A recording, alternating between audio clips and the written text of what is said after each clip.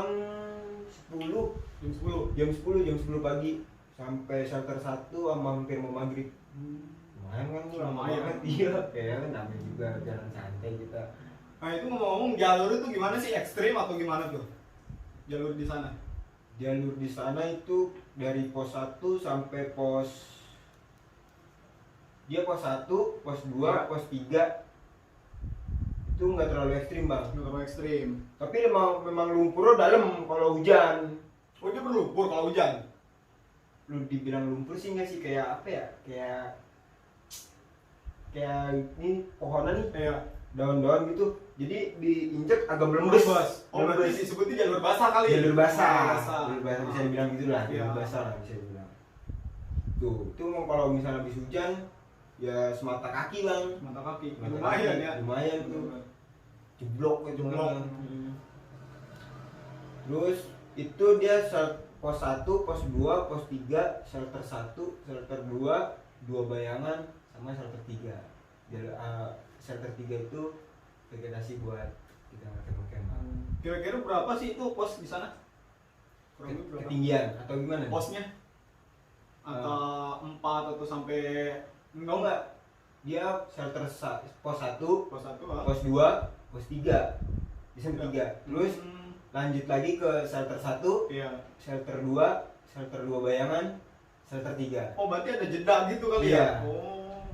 Itu dari pos 1 ke pos 3 trek ya nggak terlalu ekstrim lah. Terlalu ekstrim. Dari 3 ke shelter 1 agak-agak mulai ekstrim. Mulai ekstrim. Muka ketemu dibilang ketemu dengkul kali. Iya, ketemu dengkul. Bener kan. Dengkul.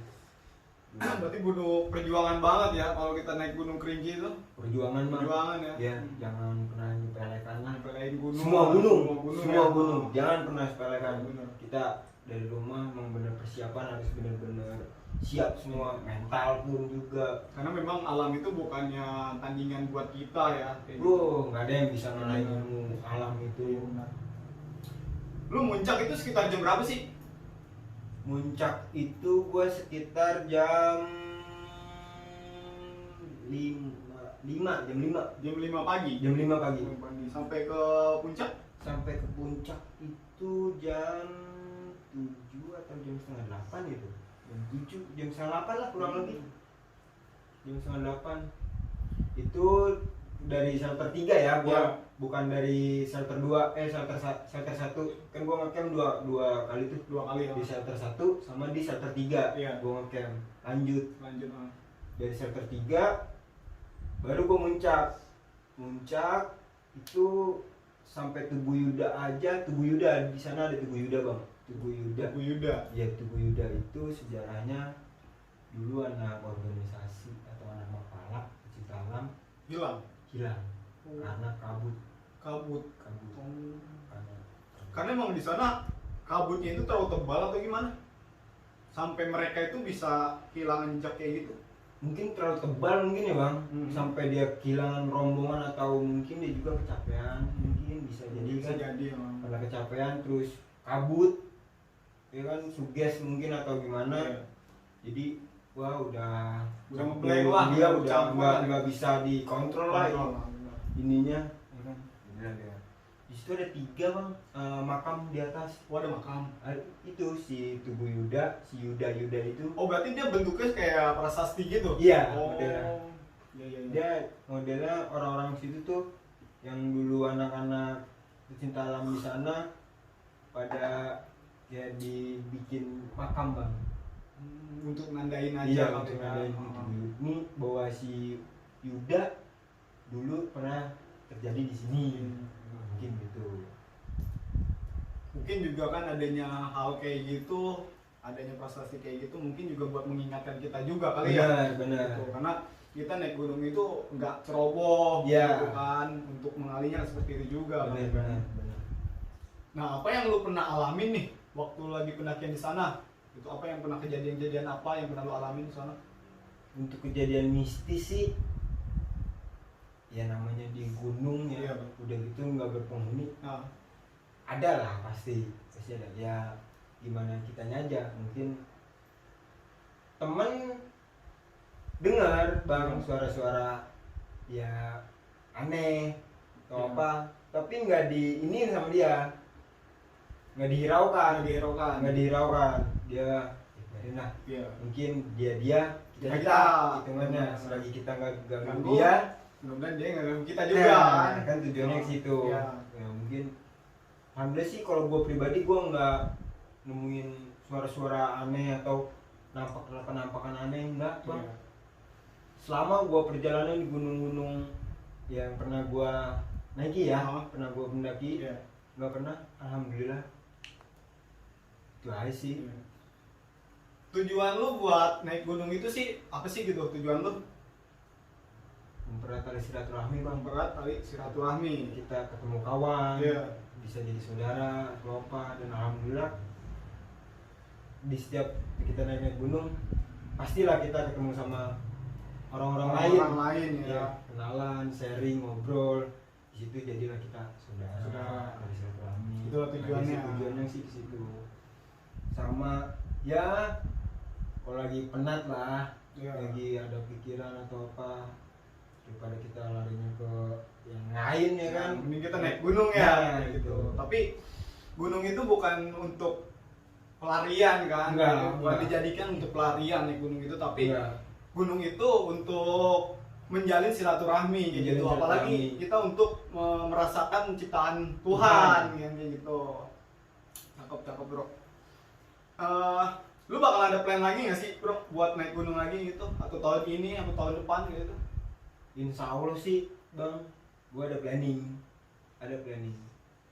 Kalau nggak ke Raung, Rinjani. Tujuan sih pertama Rinjani ya. Rinjani. Kalau misalkan Rinjani itu di daerah apa?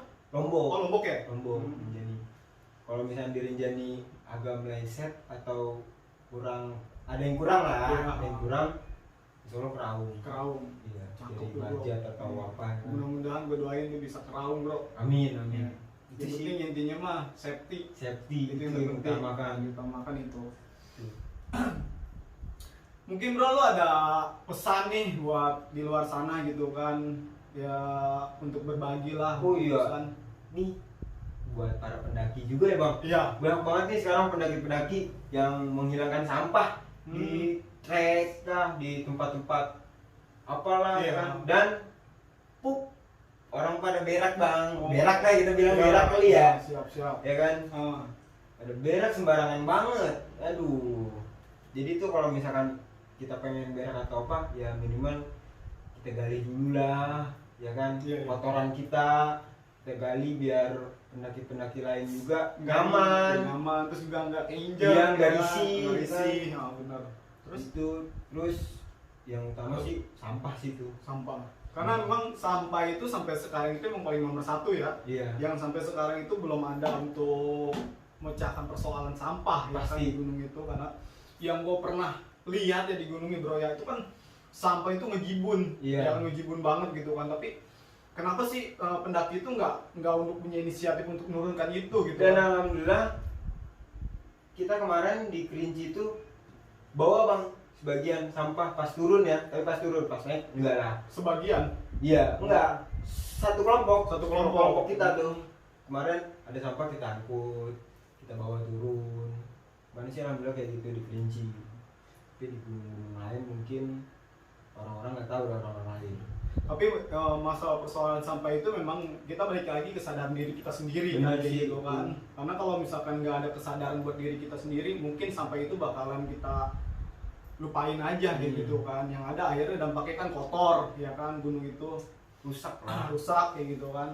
Sama aja ya kan, kita sama-sama merusak alam jadinya gitu kan. Udah begitu indah tempatnya tapi kita rusak kayak gitu. Jadi nggak indah lagi kan. Benar. Buat ya hitungannya sih buat cucu-cucu anak-anak kita nanti lah, dia biar bisa merasakan bang kayak apa yang kita rasakan saat ini. Ini kan gitu ya kan. Kalau misalkan gunung kita nggak jaga, anak-anak kita nanti cucu-cucu kita mau kemana dia nggak tahu gunung, alam, nggak tahu tentang alam gimana, tentang gunung gimana, tentang segala macamnya apa kan, dia nggak tahu. Iya benar. Nanti bro, Ya mudah-mudahan apa yang cita-citain bro, ya lu naik gunung terus ya kan, jangan pernah berhenti. Tapi lu harus kasih tunjuk juga motivasi buat yang di luar sana kayak gitu kan. Jadi jangan cuma naik lu naik aja gitu kan. Lu naik juga kalau nggak ada basic, maksudnya nggak, kan kebanyakan anak-anak sekarang pengen hits bang.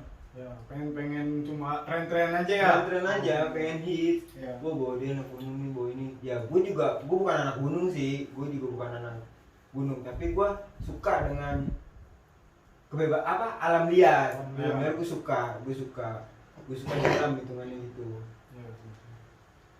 Ya anak-anak sekarang itu sih satu, lu kalau misalkan naik gunung mental lu juga harus, terus dari perlengkapan juga lu harus benar-benar memadai dengan lengkap, benar-benar lengkap, dari obat-obatan, dari jaket atau apa ya kan. Ya minimal kita harus punya safety lah buat naik. Jadi kendala, suhu di sana gimana nih keberadaannya, itu yang penting juga di saat kita mau tujuan sesuatu, misalnya mau di gunung mana nih, kita cari info dulu di sana, kedinginannya berapa, terus ketinggiannya berapa, jarak tempuhnya berapa, kita harus cari tahu informasinya itu dulu. Itu emang sangat penting banget ya. Terus keberadaan di sana gimana, ya kan, takutnya kan, terus persyaratannya juga. Jadi kita dari rumah udah punya persiapan semua, nggak repot-repot di sana nyari lagi di sana. Itu sih bang. Ya berarti intinya mah ketika kita untuk membuat sebuah perencanaan untuk pendakian itu memang harus manajemen safety procedure itu memang harus dipersiapkan ya bro. Iya, dari rumah udah matang kayak gitu kan. Itu yang sangat penting kayak gitu kan. Oke bro, makasih banget nih lo udah datang di studio gua gitu kan. Ya, sama-sama bang. Mudah-mudahan kita bakal ketemu lagi gitu kan dengan cerita-cerita lo yang sangat menarik lagi kayak gitu kan. Ya satu pesan dari gua, ketika kita naik gunung itu sebisa mungkin sampah yang lo bawa ke atas kayak gitu kan, lo harus bisa turun lagi ke bawah, karena sampah itu memang sangat susah ya buat untuk kesadarannya gitu kan. Itu aja sih pesan dari gua. Yang terpenting adalah naik gunung itu bukan hanya momennya yang lu ambil kayak gitu kan, tapi intinya adalah kesadaran diri lu sendiri terhadap tempat yang lu untuk daki. Bro, lu punya IG atau enggak? Ada IG. Masuk boleh?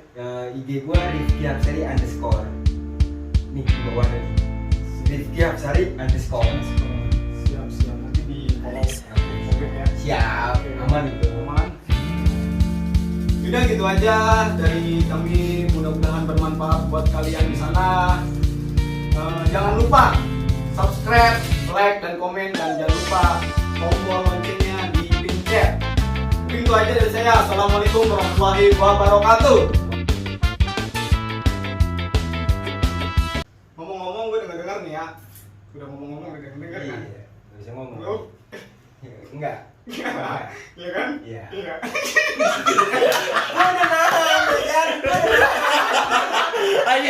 Itu kayak fenomen. Assalamualaikum warahmatullahi wabarakatuh. Kembali lagi. Lagi